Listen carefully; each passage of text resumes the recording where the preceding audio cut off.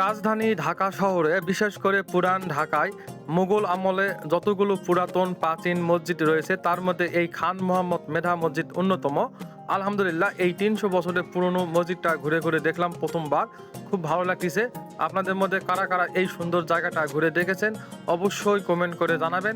আমার তো খুব ভালো লাগতেছে। আমি বহু ভিডিও দেখেছি ইউটিউবে, সেই ভিডিও দেখার পর আমি এখানে আসলাম সুদূর জয়পুরহাট থেকে। আমি পুরো জায়গাটা ঘুরে ঘুরে দেখতেছি। পরের ভিডিওতে আরো বিস্তারিত আলোচনা করব। আর দেখুন মুঘল আমলে তৈরি নির্মিত এই মসজিদটা অনেক সুন্দর, অনেক পুরানো। আর এই মসজিদে আসার জন্যে বা ওঠার জন্যে এই সিঁড়িটা বয়ে উঠতে হয়। অনেক লম্বা একটা সিঁড়ি। আর মসজিদটা অনেক উপরে। এই যে দেখুন আমি এখন নিচে নামতেছি। আর এখানে অনেক ফুলের গাছ লাগানো আছে। চারপাশের পরিবেশটা খুবই সুন্দর, মাশাআল্লাহ ভালো লাগতেছে। আমার কথা হচ্ছে এই জায়গাটা অনেক সুন্দর, আপনারা অবশ্যই ঘুরে যাবেন। আর এটি কিন্তু লালবাগ কেল্লার পাশেই, কিন্তু ঢাকা শহরের যে পুরান ঢাকায় লালবাগ কেল্লা আছে তার পাশেই। অবশ্যই আসবেন, গুগল ম্যাপ দেখে ভালো লাগবে মাশাল্লাহ।